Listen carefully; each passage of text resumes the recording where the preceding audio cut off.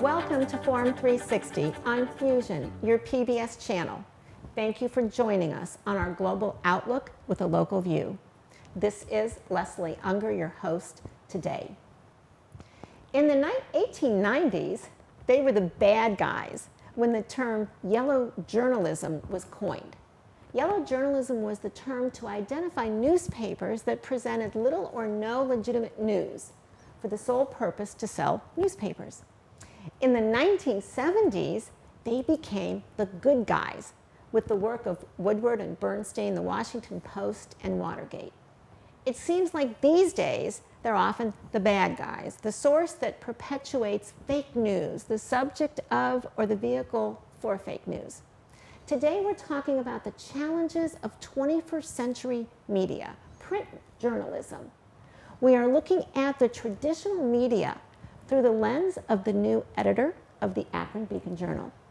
Our guest today is Michael Shearer, new editor of the Akron Beacon-Journal.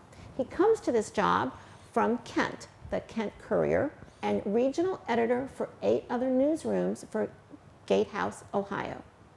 In his 25 years in the world of media, he might have thought he saw it all until the last 2 years. To share with us his observations, we welcome Michael Shearer to both Northeast Ohio and to Forum 360. So welcome. Thank you. Thank you so much for being here today. My pleasure. Did those 25 years go by like that? Very quickly, yes. Yeah. A lot has changed in the 25 You saw a lot. years. Yeah, absolutely. A lot happened. So let's start. How did you end up with a major in journalism at Ohio University? Well, I was always interested in news as a teenager and growing up and watching the national news on each night in our household and also reading the newspapers. And there were how many outlets then? 3. 3. Okay. Yeah. I just want to make sure if that was 3 picks. Okay. All largely the same thing, obviously. Mm-hmm. And we had a couple of daily newspapers delivered to our house back then. And so I was always just interested in the news and what was going on and very curious about how it all came together, liked to write. So it just kind of became a natural interest and joined my student newspaper in high school, then went to Ohio University to major in journalism, and here we are. So, now, can you think of anything or any things that you learned in college, in journalism, that did prepare you for the world of media? Or has the world of media changed so much that there weren't things that you can call upon? Well, the fundamentals of journalism are unchanged. Okay. You get your information, you verify facts, you obtain documents, you talk to people you need to talk to for your story. So those fundamental ingredients are unchanged, and I don't think ever will change, hopefully. So yeah, the great thing about being a journalist in college is you can actually practice your craft at the student newspaper, through internships and so on. You are doing real life work just as you would when you're professional. If you're in other majors, it's hard to do some of that and have real life practice and experience in the real world, which I had a lot of in my college days. So, now you said something that you kind of assumed, but it kind of struck me that I don't know if everyone knows that. You know, when you talked about journalism and you said there are fundamentals, and you said that you investigate, you've got to confirm, you've got to do the work. Yes. Right. Today there are so many different kind of groups of people that may masquerade as journalists. I host this television show. I'm not a journalist. Okay. And I know I'm not a journalist, but tell us the difference between people that might be on social media, maybe they have a blog, maybe they have a podcast, but tell us what makes a journalist a journalist. Well, I'll give you an example, and maybe it's a bit of an odd one here, but a few years ago in my last position, we had a situation where there was a horrible traffic crash one night. And the reporter that I had working that night was in a meeting somewhere else and had trouble getting out of there and getting on top of it right away. We don't have a whole bunch of staff working every hour of the day. And in the meantime, on Facebook, there were people going on these various groups commenting how they thought so many people were injured or dead, it involved so-and-so, and all this stuff. And they had no idea for sure. So by the time, an hour or two elapsed, which is longer than we wanted it to be, but by the time our reporter got real facts about what had happened and was able to get them online, the whole narrative of the story had gone a direction that may or may not have been accurate or correct. So there's a difference between knowing, verifying information and seeing what you see and sharing what you see. So it's perfectly appropriate for any eyewitness to share, well, I saw this happen. That's fine. That's as long as they accurately report what they saw, that's fair. But it's when it goes beyond that is where it gets very complicated at times. And so the amount of information from folks who are well-intentioned, don't get me wrong, and there are others who aren't well-intentioned, but most people are well-intentioned. Hey, I just saw this happen, I'm curious, praying for people involved or whatever. That's all fine, but it may not be factual, and it may not be, what looks awful to them might be not so awful in reality. So you said it may not be factual. Yeah. So can you give us a working definition for what is a fact? Well, to me, it's a fact once the law enforcement in that case has verified the information. They have trained accident investigators who go to scenes and do this routinely, and they can tell you who was in the car, who wasn't in the car, who was driving to the best of their ability. So it's more of a fact when they report it back to us. We consider that a fact that we then edit and report back to the readers. So I think it's just there's a step there that is verifying the information of what it appears to be to what it actually was. So verifying yeah. by some source, some Yeah. credible Yeah, source. I mean, our staff expected to have 100% accuracy of what they find out. Mm-hmm. Now, that's an elusive goal sometimes because you have people don't answer questions fully or truthfully at times. You have situations where people thought they gave us the right information and they didn't. I mean, things like that do happen sometimes, but they are far, far more factually based than any common observer to a scene.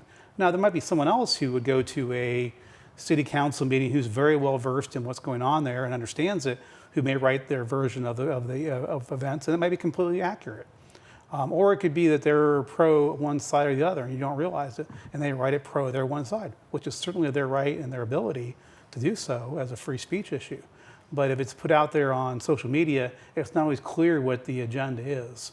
If the account is citizens for whatever, then you know they're for the thing, and you might take with a grain of salt what you read, or vice versa. So I think there's just a lot of issues with how people need to be aware of where information is coming from. It's probably the biggest change we've seen in the last 2+ years.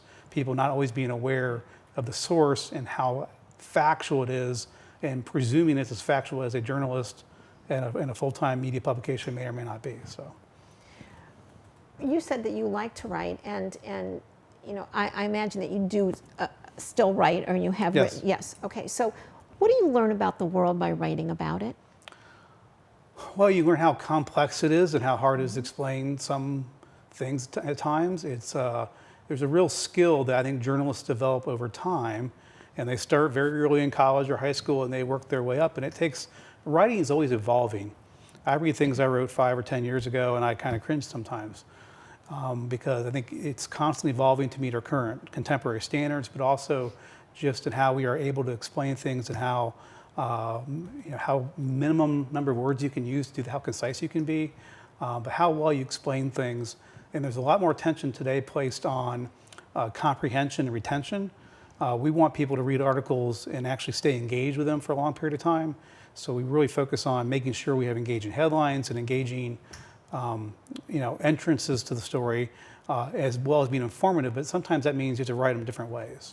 Now, it used to be at the Beacon Journal that I believe it was 2 women whose job it was to write headlines. Now, is it still headlines are written by someone other than the person who wrote the article? It's changed. I can't speak to what it was in the past, but in the past, the copy desk had a major role in all the headlines, and they still do. But today, we're on a digital-first production cycle now. So if a reporter writes a story this morning, they will put a suggested headline on that. Okay. They file it to our Metro desk or our digital desk, depending on the staffing situation at that moment. And the headlines are reviewed and then published online. There's actually now a separate field in the system for a print headline because they're different animals. They're, in a digital headline, we want to have it optimized for search engines. You want certain phrases or keywords to be in there to help the story perform better online than you worry about in print. And there are certain headlines in print that work better, that would work horribly in an online website. So the copy desk at night is still largely responsible for handling that. And they work with the designers to figure out how much space you have for each headline. And headline writing is a tremendous art. It really, really is. And we're blessed with a team that is very good at that and can really concisely make an engaging headline. And matter of fact, one of our folks just won a Cleveland Press Club Award for headline writing from the copy desk. So. Now, in the world of this instant news plus instant gratification, what do you see as the role of a daily newspaper in a community? Well, the role is vital, and it's critically important that we have the largest news team in Summit County. And there are a lot of other great media in the community, but we have the largest and most complete news team that's assembled in the county to cover news. So our ability to get out and cover the stories and cover the community and keep people informed and engaged about what's happening is our number one goal and mission. That's why we're there.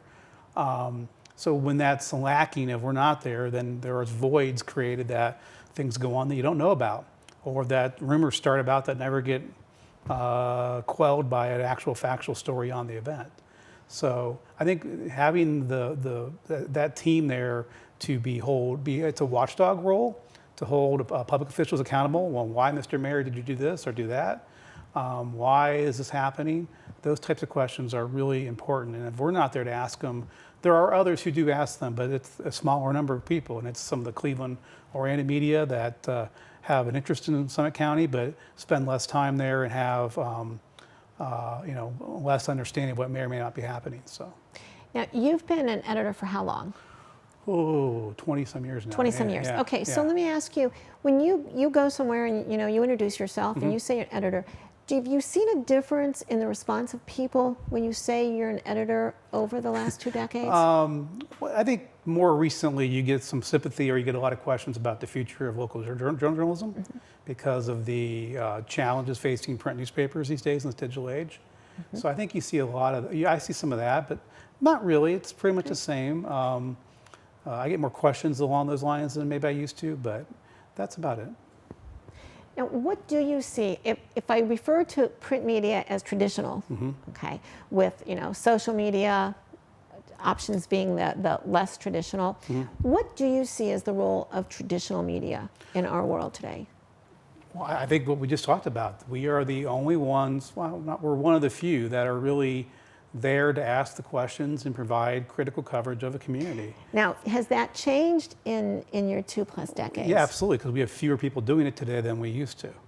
As more readers have gone online and print subscriptions have fallen at every newspaper across the country practically, you have seen staffs of newsrooms shrink, so there are fewer people out there asking questions. We're having to get a lot more creative about how we get to certain meetings and get to certain places. Now, what's helped us out is we have a lot more information at our fingertips than ever before. We can very quickly Google things or search around and find things that before we'd had to make 8 phone calls to get, perhaps. And you call somebody and they're out for the week or whatever. It's gotten easier to find information in a lot of ways, and the public can find that information too, which is great. But I think it's just the number of people we have involved in really doing the thorough reporting that we like to do has been compromised, and that makes it a challenge to continue doing that. In a moment, I'm going to ask you that question about fake news. Okay. Okay. Our guest today is Mike Shearer, new editor of the Akron Beacon Journal. Use your expertise and experience from a wider media perspective or from a print journalism perspective and tell us, I just cringe when I hear the words fake news, but how would you define fake news? I'll define it in 2 ways for you. One is the accidental spreading of information that's not accurate. A few years ago, we had a situation where we have metrics that show us in real time what people are reading on the website. And all of a sudden, on a beautiful late October day, our top story was trick or treat canceled by threat of storms. And it took a minute to figure out what was from 3 years before that, when trick or treat was indeed canceled by a threat of storms. Somebody had gone on, probably searched Google, had found our old story, had put it on Facebook, and all of a sudden we had like 200 people reading this article that was completely fake, or at least for that day. It was accurate 3 years before that. So we had to go through quite a bit of lengths to try to get that genie back in the bottle and post a new story, get that one taken out of our system, which took a while to do. So that's a good example where some well-intentioned person most likely put that up there thinking they were helping out, and they weren't. And it created a lot of confusion in the community, made us write a whole other story saying trick or treat's not canceled, for the website at least. So that's how quickly things can spread when fake information is put out there. So that was more of an accidental, probably well-intentioned example. But the bad examples are where people do it deliberately. Bad actors and wherever, depending on what you want to believe, in foreign countries, or it could be someone who just opposes your issue in your community, putting out fake news. They can put out a fake press release or post it on Facebook. or doing anything they want to do to try to get bad information out there about anybody or anything. How would you combat, if there was a way to combat when someone is, one of your reporters has done their investigations and they've confirmed things, and so they want to hold someone accountable, and then the answer they get is, oh, that's just fake news. That to me is, if you have a magic wand answer for that, I would love to hear it. Well, what is the answer when fake news is used in that way? Speaking more at a local and regional level than the national level, where that's a more prevalent issue, we have not had that happen here really locally that I'm aware of. I'm not aware of any situations where, the public official A of town B said, this is fake news. I don't think that's happened to us here. It's more of a national phenomenon. But do you think when it's used even nationally, do you think that kind of has a drizzle down effect, and that hurts the credibility of your news here? Absolutely. And people don't always understand why the lengths that we go to make sure things are accurate, the lengths that we go to make sure we're as fair as possible. And make no mistake, we're not perfect. We're human beings, and we at times think we're on the right track or think we have something right, and occasionally we don't. But most of the time we do. And I mean, by saying most of the time, I mean nearly all the time. So I think we're very conscientious about it. We've become more so because of the political environment we're in. But by no means do I think it's been a huge issue for us here locally yet. We are being scrutinized very carefully about how we handle certain stories involving the president, things like that from the wire services. There's a loyal group of readers who think some of the national coverage of the president's unfair at times. I've joked before, though, that I remember when Obama took over 10, 11 years ago now, all the Democrats started complaining about the editorial cartoons because they were making fun of Obama for this or that. And then whenever the next Republican president comes in, it was going to flip one way or another. Sure. So there are folks who see bias in our coverage, and the reality is we're all biased to some degree. We all have political views or viewpoints, and so chances are, if we're trying to be in the middle as much as humanly possible, you're going to view us as conservative or liberal based on your own lens I look through. Yeah, whatever lens you look through. So let me ask you, I heard a former State Department official said that people really need to get their news from more than one source. Correct. If you watch Fox News, then you need to watch MSNBC. If you watch MSNBC, you have to. Is that realistic? How many sources do you think, is it realistic for people to go to more than one or two sources? Well, I think it's up to the consumer, but I think the problem is that a lot of consumers just kind of parachute in and parachute back out into stories and issues and topics. So I think it depends on what the reasonable expectation of a citizen is in 2019. I think, checking, it's easy to check more than one source. I mean, it's not like 20 years ago where you had to have different newspapers delivered to your house. So do you think, for some people, it seems like a lot of work. We go through this discussion at home all the time, and I'll say, honey, that's not true. You've got to, and he goes, that's too much work, right? So it is a lot of work to a lot of clicks. It's really not a lot of work. It's not like we are going into a coal mine, right? It's a few clicks. Yeah. But how realistic is it for people to research different websites to get different perspectives or to find out if something is quote fake? Well, I think there's two parts to that. One, be educated enough to understand that just because you read it doesn't mean it's necessarily true. And having that skepticism in what we read, we all tend to be skeptical to some degree, but it tends to be reinforced by our own biases. So I think you have to be aware of that and aware of what you're reading and really think about, is this really true or not? So I think before you go to multiple sources, if you're just a better consumer, and when you read even our stories, just take them for what it says, make your own independent thoughts about it, and move on. And then, sure, checking out multiple sources is great when you can, but that's not always available. So let me ask you, it's kind of like the chicken and the egg, but the media gets I think a bad rap. Why the media is polarizing, but is the media polarizing? Are they reporting on a world that is polarizing at this moment? I think it's more that the world is polarized, but I think there are people in the media who exploit that sometimes.